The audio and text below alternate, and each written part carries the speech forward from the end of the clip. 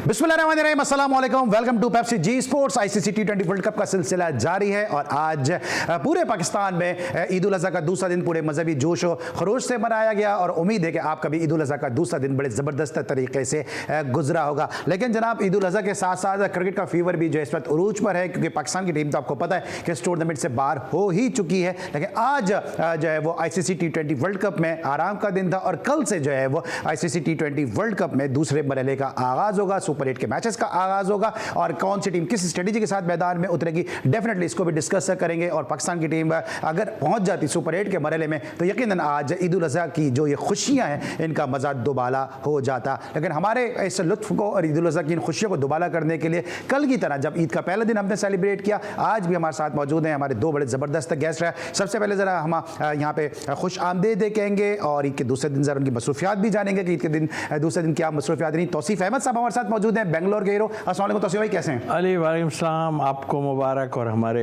देखने वालों को सबको बहुत बहुत ईद मुबारक। सर ये बताएं कि आज हमने आपको ईद के दूसरे दिन यहाँ पे दावत दी है, हमारी तरफ से तो दावत है लेकिन आपको हमने ज़हमत दी है। ये तो ईद का पहले दिन तो आपने कल बता दिया कि कैसा गुजरता है, लेकिन ये ईद के दूसरे दिन ससुराल डे होता है या किस तरह मनाते हैं? नहीं, एक टाइम में ससुराल डे होता था और ऑनेस्टली मेरे मतलब दोनों ही ससुर और सास ससुर की डेथ हो गई और उसके बाद अब तो जाना बहुत कम हो गया है। लेकिन उनके मेरी वाइफ के भाई बहन जो मेरे साले वाले हैं तो वहाँ पर जो है जाते हैं, लेकिन मैं नहीं जाता, वाइफ जाती है, मैं छोड़ के आ जाता हूँ। मतलब टिपिकल तो नहीं है दूल्हा भाई, मैं दूल्हा भाई और किसी से बात ना किसी से चीज़। मैं मेरे से शिकायत रहती थी मैं सास साहिबा को मेरी के ये जो है ना कम आता है बैठता है और ये वो, मेरा पता नहीं, मुझे आदत शुरू से नहीं थी बहरहाल। और टाइम अब तो अब भी यही है कि वो जाती हैं वहाँ पे, उनसे मिल मिला के आ जाती हैं और ये टाइम गुजर जाता है। कुर्बानी, खाना पीना ये सब है। अब तो खैर थोड़ा सा कम कर दिया गोश्त वोश को, वरना कलेजी वलेजी तो अब भी बनती है, पहले दिन में बनती है, फिर बाद में गोश्त का सिलसिला चलता है। वैसे तौसीफ भाई ने तो अपनी सारी ज़िंदगी जब तक ये क्रिकेट खेलते रहे इन्होंने अपनी स्पिन बॉलिंग से, अपनी परफेक्ट स्पिन बॉलिंग से बैट्समैनों का जो कलेजा है वो दहलाया। अब ये कलेजी शौक से खाने लगे। चले ये भी आज उन्होंने रिवील कर दिया इस चीज़ को। बातों का सिलसिला जारी रहेगा। इस वक्त तौसीफ भाई के साथ साथ हमारे साथ मौजूद है खबर ज़ैफ़ी साहब। सर मैं आपके पास आ रहा हूँ, थोड़ा सा ब्रेक पे ले लूँ, ब्रेक का टाइम हो गया है। इफ़ी भाई को भी यहाँ पे हम जो है वो ब्रेक के बाद जरा पूछेंगे इनका ईद का दिन कैसा गुजरा। ब्रेक लेंगे, वापस आते हैं, मजीद बात करते हैं। देखते रहिए पेप्सी जी स्पोर्ट्स।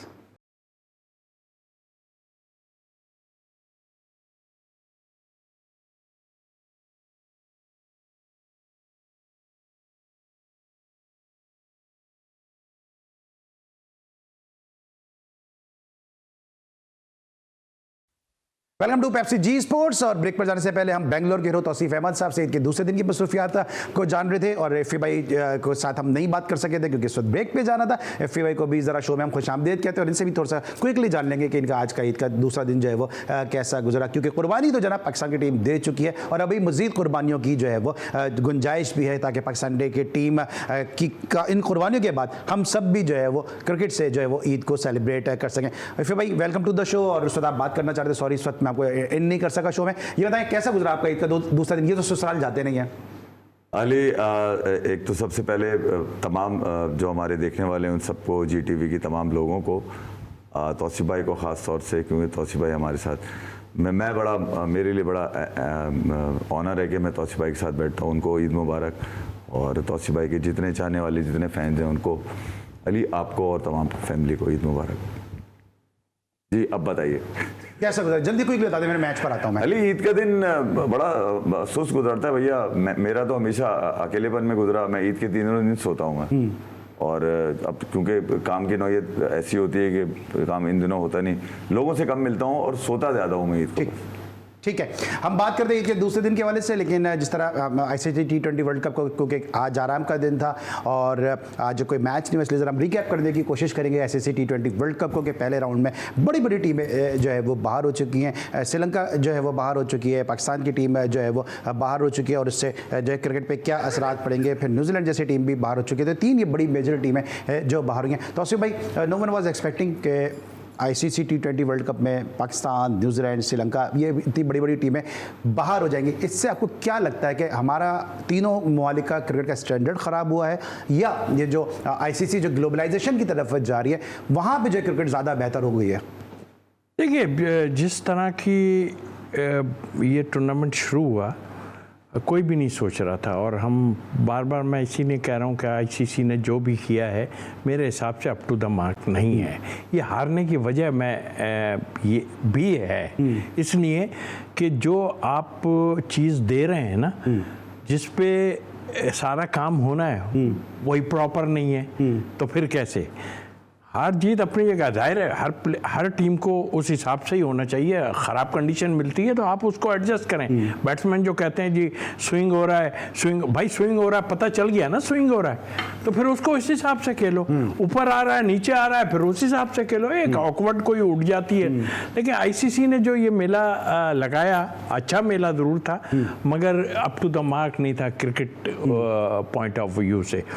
ख़राब नहीं हुए हैं लोग, एक आध टीम में प्रॉब्लम है, और सीधी बात है कि हमारी टीम में प्रॉब्लम थी। हमारी 15 की टीम सही सिलेक्ट नहीं हुई थी, और फिर आपने देखा कि काफ़ी चीज़ें हो गई। खैर हम बार बार इसको डिस्कस करके वो नहीं कर, लेकिन हाँ दूसरी टीमें भी इससे जो है थोड़ा सा उनको अफेक्टेड हुई हैं, और ज़ाहिर है वो पिच को जो है हम फिर कहेंगे तो कहेंगे फिर आप कह रहे हो कि एडजस्ट करना चाहिए था, बट आई थिंक मेरा ख्याल है कि वो भी संभल नहीं पाई, और बड़ी टीमें बाहर ज़रूर हुई हैं, मगर जो भी एक छोटी टीम गई है, जैसे मैं यूएसए की बात कर रहा हूँ, तो वो चली गई है।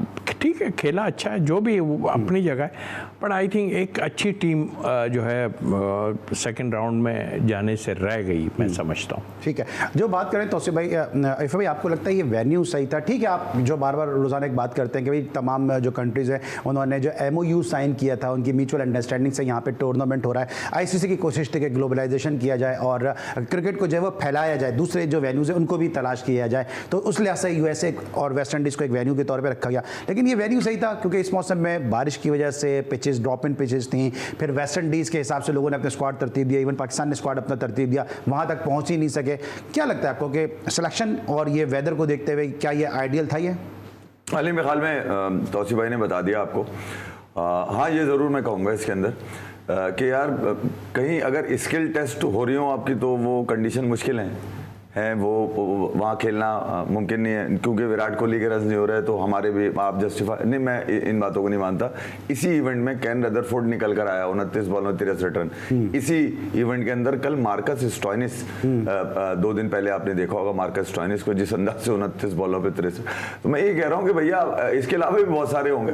तो यहाँ मैटर ये नहीं कर रहा कि यार आपकी स्किल्स पूरी हैं या आपकी फिटनेस पूरी है, मैटर ये कर रहा है कि आप अगर उस 11 के अंदर है, क्या आप वो एहलियत रखते हैं? भैया बल्लेबाज या बॉलर के लिए तो मोहताजी तो नहीं होती ना कि यार हमें नहीं मिली, हमारे ख्वाबों के शहजादे मिलते तो हम यूं कर लेते। नहीं, सबके साथ हो रहा है ना यार। ये अकेला पाकिस्तान तो जिम्मेदार शिकार नहीं हो रहा है इसका, या अकेला ओमान या अकेला बांग्लादेश या अकेला कोई टीम, 20 टीमें खेल रही हैं अली, और वो इवेंट कराने वाले जो लोग हैं उन्होंने काफी पेपर वर्क किया इसके ऊपर, उसके बाद जाके मुतफक्का मंजूरी से हुआ है भैया। ऐसा नहीं है कि जो बाइडन ने कह दिया था लिख करके ऐसी की तैसी मैं देखता हूँ क्रिकेट का वर्ल्ड कप कैसे नहीं होता, तो भैया या बदमाशी थोड़ी हो रहा है, या मुतफक्का हो रहा है। और कोई अगर रो रहा है इसके ऊपर कि हम इस वजह से हो गए या बारिश हो गई, तो यार ये तो इंग्लैंड में भी हुई बारिश है, वो तो वहां तो आईसीसी नहीं है कहीं, ठीक है, वहां आयरलैंड गया, वहां पर भी बारिशों का इशू था।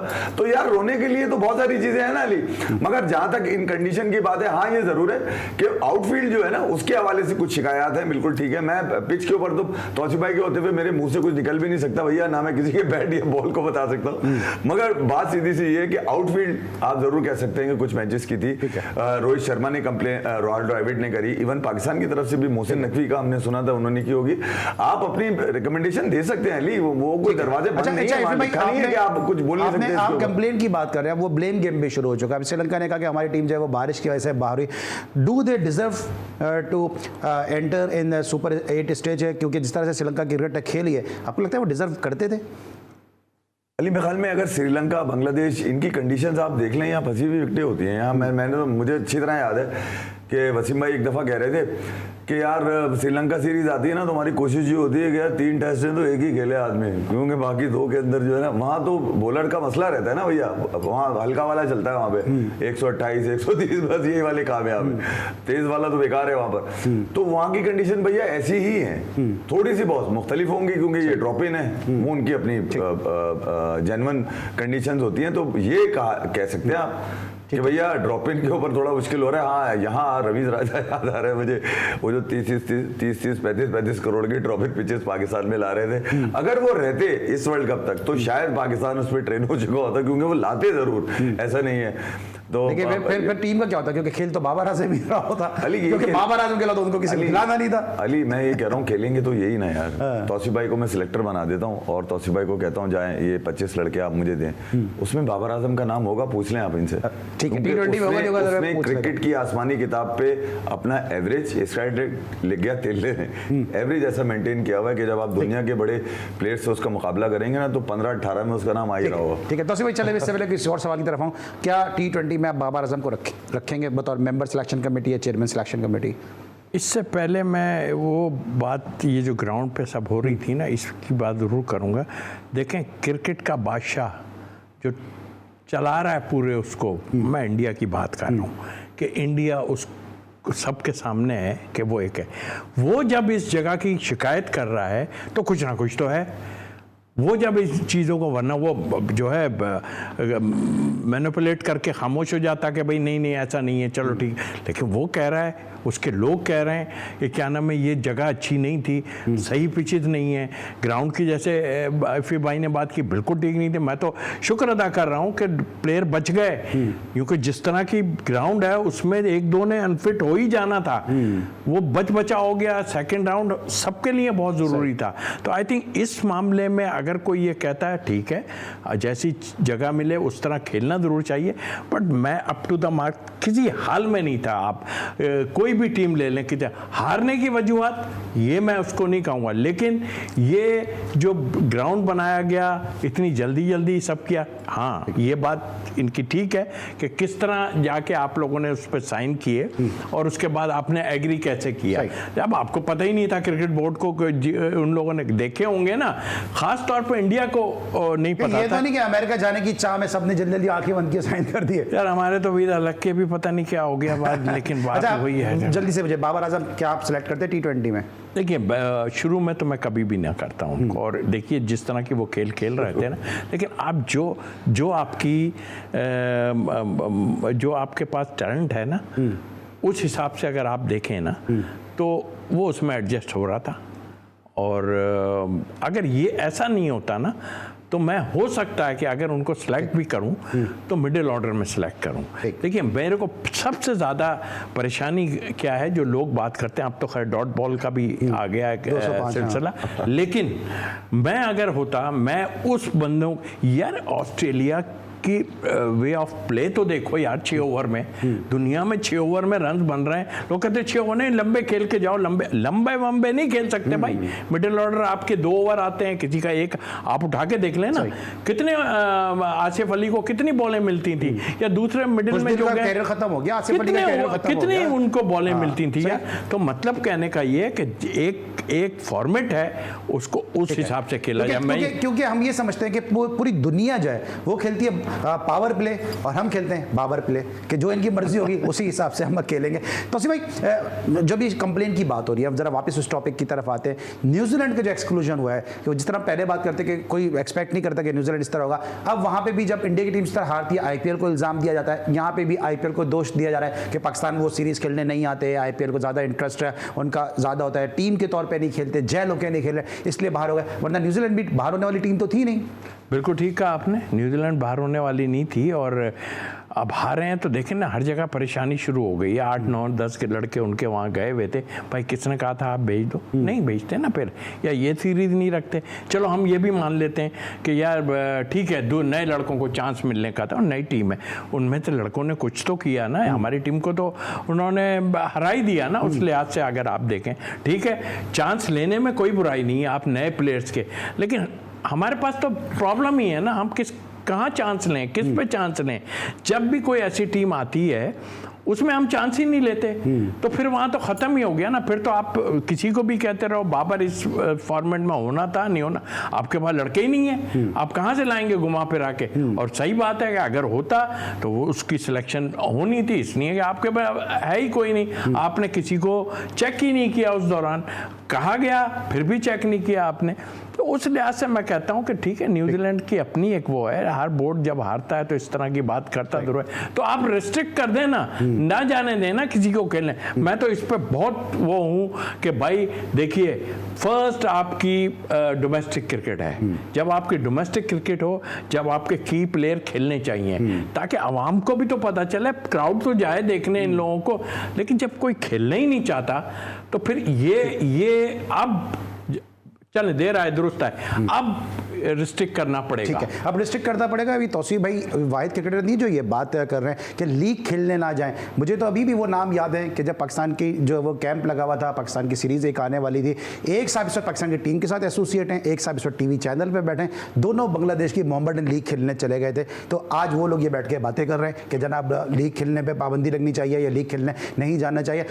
एफ भाई अगर दूसरे पर्सपेक्टिव से देखते हैं तो भाई उनकी बी टीम भी आती है, तो पाकिस्तान को जो खल्ली वल्ली टीम लेते हैं, जो भी टीम आती है हरा के चली जाती है, तो फिर न्यूजीलैंड बोर्ड का फैसला सही था ना कि आप जाके वहां पे कॉम्पिटिटिव क्रिकेट खेलो। और यही फिर जो है वो उसने भी कहा, माइकल वॉल ने भी कहा कि जब इंग्लैंड के प्लेयर को बुलाया कि वो अच्छी क्रिकेट खेल लेते यार, पाकिस्तान से खेलने कहाँ आ गए। अली मेरे ख्याल में अगर विलियमसन ही आप उठा लेना तो 10 साल में मना है विलियमसन, तब तो उससे पहले कोई है, मुझे तो कोई इतना स्टीवन फ्लेमिंग थे किसी जमाने में, ठीक है। तो विलियमसन वहाँ तो 55-60 लाख लोगों का मुल्क है यार, 10 साल में 10 निकलते हैं, उनमें से कोई एक बन पाता है, एक या दो बहुत ज़्यादा। उनके पास तो बेंचें नहीं होती, वो तो लड़के अपने तैयार पैदा करते हैं पाकिस्तान भेजने के लिए कि ये सीख कर आएंगे वहाँ पे। उनमें से कोई चैपमैन है, कोई रविंद्रा है, वो मैच मार के जाते हैं इनको, आप इनको खिलाड़ी बना देते हैं, आपसे सीख के जा रहे हैं। मुकाओ की टीम याद है आपको, 55 गोल मारे थे पाकिस्तान हॉकी ने, उसके बाद आप देख लें जापान से जीतने के लाले पड़े हुए इनको। तो इनका हाल भी यही हो रहा है क्रिकेट में। बात सीधी सी ये कि आपके पास तो नर्सरी है, आप देंगे नहीं। तौसीफ भाई बिल्कुल ठीक कह रहे हैं, आप जब खिलाएंगे नहीं, आप जब सोच लेंगे मेरा गुड्डू है, मैं गुड्डू को 5-5, 6-6 मैचेस दूंगा, मुझसे पूछने वाला कोई नहीं है। अबे गुड्डू तुम्हारी आसीन से निकल के तुम्हें काट के साइड में कर गया, वो कहां गया है तुम्हारा गुड्डू? गुड्डू तो कप्तान है, अब तुम कहां हो? तुम कहीं नहीं हो। तो भैया यहाँ तो ये वाला सीन चल रहा है ना कि मुझे अच्छा लगता है, मेरी अतात करता है, मेरे ऑर्डर लेता है, मेरे जूते उठाता है, मेरा किट बैग लेके चलता है। यहाँ तो ये गेम चल रहा है। जब गेम ये चल रहा होगा तो भैया मौका थोड़ी मिलेगा कोई, फिर आपको कोई भी नजर नहीं आएगा, फिर आप डोमेस्टिक का रोना रोते रहे। कोई भी आता है, आपका पेट्रन आएगा, अपनी मर्जी से हटा देगा, पूरे सिस्टम बदल देगा, 70 साल सिस्टम, वो बोलेगा ऐसी की तैसी, मेरा ख्वाब था मैं बदल लूंगा, यूं होगा, कोई डिपार्टमेंट नहीं। अबे 25,000 क्रिकेटर का मुस्तकबिल गला दबा दिया तुमने वहीं पे। कोई मोची, कोई नाई, कोई कितनी दफा बता चुका हूं यार अली। बात सीधी सी ये कि रोते वक्त जब लोग निकलते हैं ना तो वो यही कहते हैं आपके पास नहीं है। अबे तुमने आने ही नहीं दिया, रास्ते में गला दबाया है ना उनका, तुमने कब मौका दिया? तुमने कभी डोमेस्टिक के टॉप परफॉर्मर को इतने मौके दिए? 10-10, 12-12 मैचेस मुस्तकिल, 2 इनको अंडर-19 का, साथ में एक अली रजा, क्या नाम है, हसीबुल्ला। अबे वो तड़प रहे लोग, तरस रहे। मुस्तकीम है, अकरम है, वो आपका कहां गया 2021 का प्लेयर ऑफ द टूर्नामेंट जो बना था, वो रोहिल नजीर। सरफराज था तो सरफराज था तो चिपका हुआ है, लगा के रखा था आपने। रिजवान आया तो सब हटा दिया। अबे ये कौन से तरीके, हमें नजर नहीं आता। सिस्टम में से लोगों को भरपूर उनकी सलाहियतों को ऊपर आने दो। तुम जज करने वाले नहीं हो सकते कि मेरी हक का बच्चा है, मेरे घर का बच्चा है तो खेलेगा, वरना इसी तरह ताबूत उठाते रहो कहीं से भी जाके दुनिया में, ये यही करते रहेंगे। आज मतलब यार मैं क्या क्या बताऊं, आप लोगों को लगता है कि बड़ा आसान है सारी चीजों को। यहाँ पर बैठ के पेड़े नहीं बनाए जा रहे लड्डू के, ये बदायूं के पेड़े। एफी भाई जो बात कर रहे हैं, एफी भाई जो बात कर रहे, इतने सारे प्लेयर उन्होंने गिना दिए, लेकिन आरिश अली खान जो लेफ्ट आर्म स्पिनर है, अंडर-19 में सबसे ज्यादा वो आउट करके गया, लेकिन अंडर-19 वर्ल्ड कप में उनको एजाज अहमद ने खिलाया नहीं। और फिर वही एजाज अहमद बैठ के जो वो पठान पंजाबी की बात कर रहे हैं, तो इससे आप अंदाजा लगा लें कि आरिश अली खान जैसा प्लेयर क्यों नहीं खेला, क्योंकि इनके जहन में परफॉर्मेंस नहीं चल रही होती है, इनके जहन में चल रहा होता है कि कौन कहां से, कौन कौन सी जबान बोलता है, कौन कौन से एथनिक ग्रुप से ताल्लुक रखता है। अभी भी वक्त है, संभल जाएं, वरना तुम्हारा नाम भी ना होगा दास्तान। नहीं, अब ये कहना बेकार है इन लोगों को। देखते रहिए पेप्सी जी स्पोर्ट्स। मिलते छोटे से ब्रेक के बाद।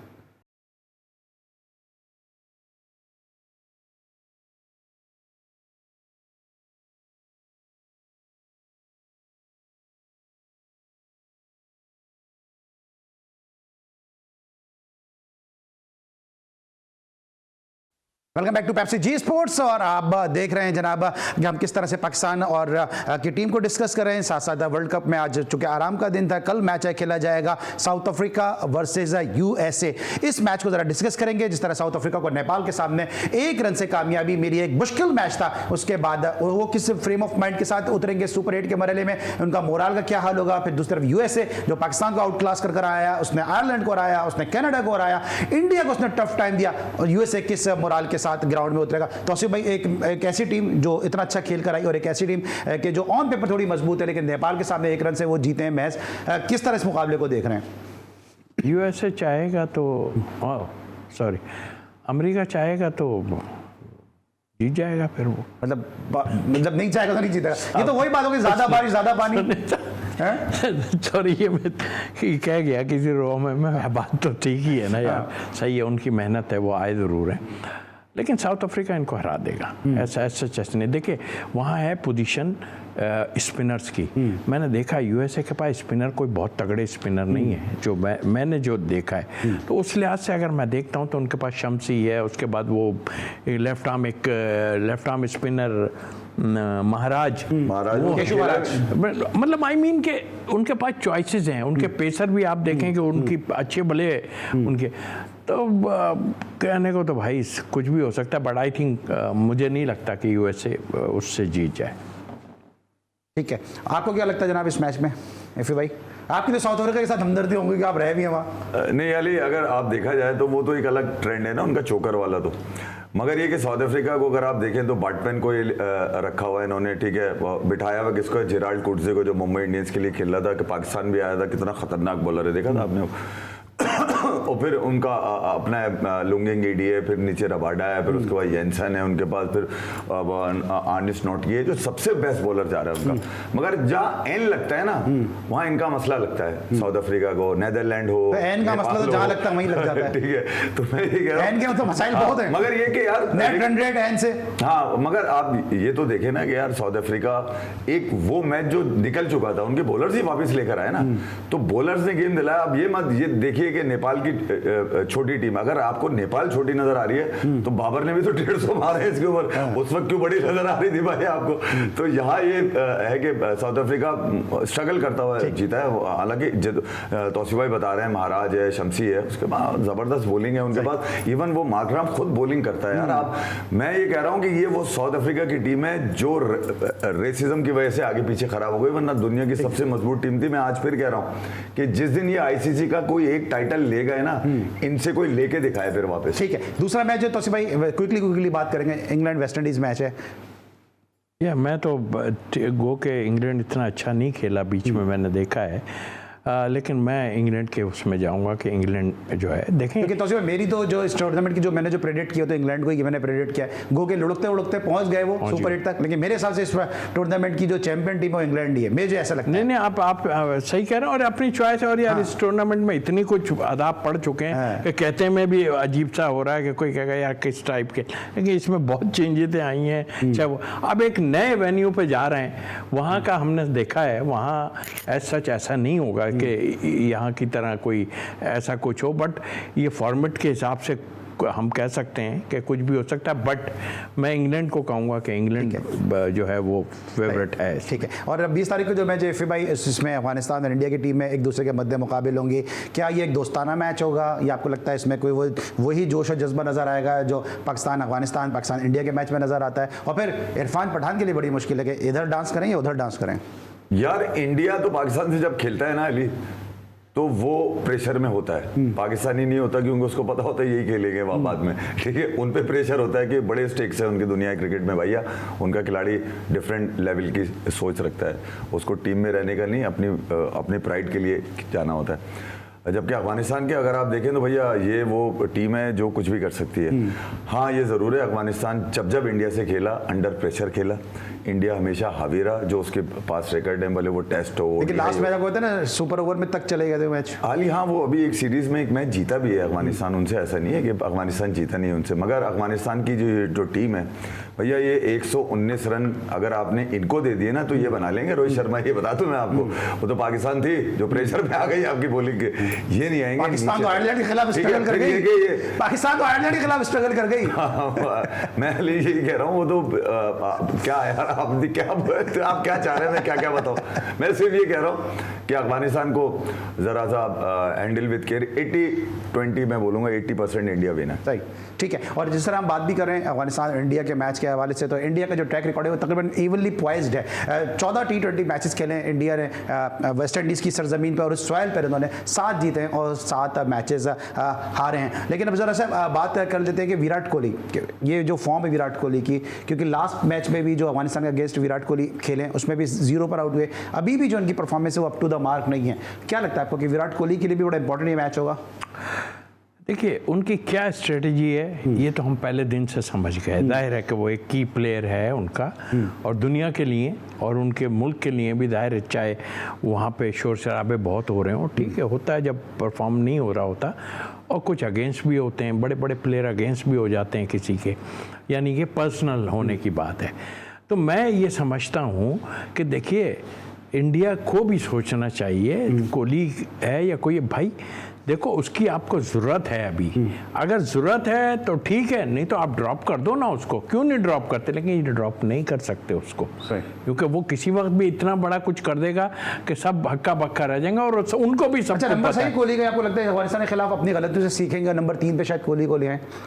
नहीं, मुझे नहीं लगता, यूँ कि इन्होंने एक हो सकता है कि वो अपने स्ट्रेटजी चेंज करें, बट आई थिंक उसको ये करवाया है तो इसका मतलब है उसकी जगह ऊपर ही ले जाने के लिए। और फिर ये इस टाइप के दोनों प्लेयर हैं कि अगर 6 ओवर में इनके लगने शुरू हुए ना तो ये सारे मैच को खत्म कर देंगे। पिचेस भी चेंज है, अमेरिका हाँ पिचेस भी चेंज है, मेन चीज़ यही है कि पिचेस भी। कोहली की बात और रफी भाई इतनी देर खामोश रह जाए, ऐसा हो नहीं सकता। थोड़ा बना बात करनी, इसी नहीं मैं खामोश हो गया। छोटा जवाब इसीलिए दिया। जी सर, शुरू हो जा गुरु, हो जा शुरू। नहीं यार, मेरे ख्याल में तौसीफ भाई ने एक बड़ी पंच लाइन इस पूरी गुफ्तगू में दी कि यार कोहली के बारे में वो कुछ ऐसा कर देता है कि सब लोग हक्का बक्का रह जाते हैं। तो इसका मतलब है कि इसके अलावा कोई भी नहीं है, और उसके अलावा अगर होता तो कुछ ना कुछ हो रहा होता भैया, वही कर सकता है। मेरे ख्याल में वो जो छक्का है ना हारिस रऊफ को जो मारा था, उस छक्के पे आईसीसी ने बता दिया कि इससे अच्छा छक्का लग ही नहीं सकता क्रिकेट के अंदर। वो जो छक्का उसने हारिस रऊफ को मारा, ठीक है, और वो पेस और वो पूरी फिजिक्स केमिस्ट्री वहाँ खत्म कर दी उसने, और कई लोगों के तो कैरियर भी खत्म कर दिए। मतलब कंट्रोवर्सी भी हुई थी कुछ। और बासित भाई के जो 3 छक्के हैं ना, वो यही वाले 3 छक्के हैं जो बाबर को बासित भाई ने तो कहा, सर सुने ना, बासित भाई ने तो कहा कि कोई टॉप ऑर्डर नहीं मार सकता 3 छक्के इस तरह। नहीं, असल में विराट टॉप ऑर्डर का प्लेयर है भी नहीं, मैं बता दूं आपको, टॉप ऑर्डर का प्लेयर नहीं है वो उससे आगे का ऑर्डर का प्लेयर है। वो टॉप ऑर्डर तो बाबर है, रिजवान है, ठीक है, बटलर है। लेकिन बासित भाई एक चीज और भी कही थी, मुझे बासित भाई ने कहा तो मैंने जरा बातें करने ही लगूं मैं। आपने कहा बासित भाई ने कहा कि आजम खान मार सकता है 3 छक्के इस तरह, बाबर नहीं मार सकता। नहीं, आजम खान तो गेंडा है, बाबर आजम कहते हैं, वो कैसे मारेगा? तो बाबर कहते हैं, मैं थोड़ी कह रहा हूँ यार। अली देखिए, समझे नहीं आप, विराट कोहली एक डिफरेंट चैप्टर है, वो क्रिकेट से एक अलग चैप्टर है वो, ठीक है। उसको लोगों ने अपना हीरो इस वजह से बनाया हुआ है कि उसको देख के क्रिकेट खेली जा रही है। सही, उसकी क्रिकेट नहीं देख रहे लोग अब। हर माँ जो है अपने बच्चे में विराट कोहली इसलिए देख रही है कि ये बनाना है इसको, उसने एक एग्जांपल सेट करी है दुनिया में। अब इस पे इतलाक सिर्फ ये नहीं है कि वो दुनिया की सिर्फ इंडिया की माएँ देखें, अबे दुनिया की कोई भी माँ ये ख्वाब देख सकती है कि विराट कोहली जैसा बच्चा होगा। अच्छा, हो गया। क्या समझते हैं कि जो इंडियन मीडिया कह रहा है कि Rashid Khan will be the dangerous customer for this match? उनके स्पिनर सारे खतरनाक है, और मैं ये कहने में कोई मुझे वो नहीं है कि बहुत टफ टाइम मिल सकता है, और हो सकता है कि अफगानिस्तान भी जीत सकता है। और जाहिर है कि उनकी जो जिस सिचुएशन में मैचेस हो रहे हैं, जहाँ पर हो रहे हैं, उनकी टीम तगड़ी टीम है। हो सकता है एक्सपीरियंस की वजह से मार जरूर खा जाए, बट आई थिंक उन्होंने बहुत जल्दी बहुत इम्प्रूव किया है। हमारे पास आन के किया है उन्होंने, मानते नहीं है, लेकिन बहुत इम्प्रूव किया है उन्होंने क्रिकेट को। और हमारे कोचेज भी उसमें आपको पता है कि जो है शामिल रहे हैं उसमें। इंजमाम गए थे, राशिद लतीफ़ गए थे, सब लोग गए थे, आपको पता ही है इसमें। तो टफ होना चाहिए मुकाबला। ठीक है, इसमें क्या लगता है आपको कि अभी अबरार को मुसलसल पाकिस्तान ने नहीं खिलाया, हम अपने स्पिनर्स पे काम नहीं कर रहे हैं, उसामा मीर को हम लेके नहीं गए, अबरार को हम खिला नहीं रहे। मेरे ही शो में उस्मान तारिक ने कहा कि शेन वॉटसन ने कहा, उस्मान कादिर ने कहा कि शेन वॉटसन ने कहा भाई हम उस्मान तारिक के ऊपर काम करें, आप हमारी लिस्ट में नहीं है। क्या हम स्पिनर्स को दानिस्ता तौर पर जो है वो एक्सक्लूड कर रहे हैं अपने सिस्टम से? अली कौन कह रहा है काम नहीं कर रहे यार, स्पिनर्स कर तो रहे हैं काम। अब रात चश्मा लगाता था, लेंस लगा रहा है, ये किससे कराया है? ये बाल बड़े थे कटवा लिए, ठीक है, और क्या कहता, साफ सुथरा है, नजर आ रहा है, तालियां बजा रहा है, खिदमत कर रहा है, हैरी पॉटर बना के रखा हुआ उसको। तो और क्या आप क्या चाहते हैं आप? मतलब एकेडमी में यही तो सीख रहा है बच्चा, और क्या कर रहा है? वो भाग के जा रहा है, पानी पिला रहा है, बस, और क्या? बाउंड्री लाइन पे खड़ा हुआ है, देख रहा है बाबर को। तौसीफ भाई से भी लेकर हो रहा है, सब हो रहा है। वाइंड अप पर तौसीफ भाई आपको नहीं नहीं नहीं, मैं नहीं समझता कि कोई काम हो रहा है। काम हो रहा होता नहीं, वही तंज में ही कह रहे हैं। नहीं, बिल्कुल उनकी बात है। मैं इसलिए कह रहा हूँ, साजिद खान जब आया था तो कौन था? सकलैन मुश्ताक थे ना उस वक्त। तो मतलब एक बॉलर की कोई प्रॉब्लम है, छोटी बड़ी जो भी है, आ तो गया था आपके पास एक ऑफ स्पिनर, उसने कुछ थोड़ा बहुत किया था। उस्मान तारिक को आप इतना सेंसेशनल बना के लेकर आए, फिर उसामा मीर आपके पास, आप उसको ड्रॉप कर गए, फिर आपको बाबर आजम को पसंद नहीं थे ना साजिद खान जी, बदतमीजी करी थी, सुना है हमने तो। अब ये तो मुझे नहीं पता क्या तो किया था। आपको पता है। अगर इस तरह आप करोगे ना तो फिर कहीं भी आप पनप नहीं सकती। और पनप रही भी नहीं है। Thank you so much Tauseef Ahmed साहब, thank you so much Qamar जैफी साहब। आज ही के दूसरे दिन आपने जी पेप्सी जी स्पोर्ट्स को आपने रौनक बख्शी, अपने ख्यालात का इजहार किया। आज आराम का दिन था, इसलिए आज हमने कवर करने की कोशिश की है पूरे आईसीसी T20 वर्ल्ड कप को। इंशाल्लाह कल जो मैचेस खेले जाएंगे उनके ऊपर भरपूर तफसीर और तज्जिए के साथ हम आपकी खिदमत में एक मरतबा फिर पेप्सी जी स्पोर्ट्स के साथ हाजिर होंगे। उस वक्त के लिए अली सलमान को पूरी प्रोडक्शन टीम के साथ इजाजत दीजिए। अपना बहुत ख्याल रखें। जाने से पहले एक दफा फिर ईद उल अज़हा की बहुत बहुत मुबारकबाद।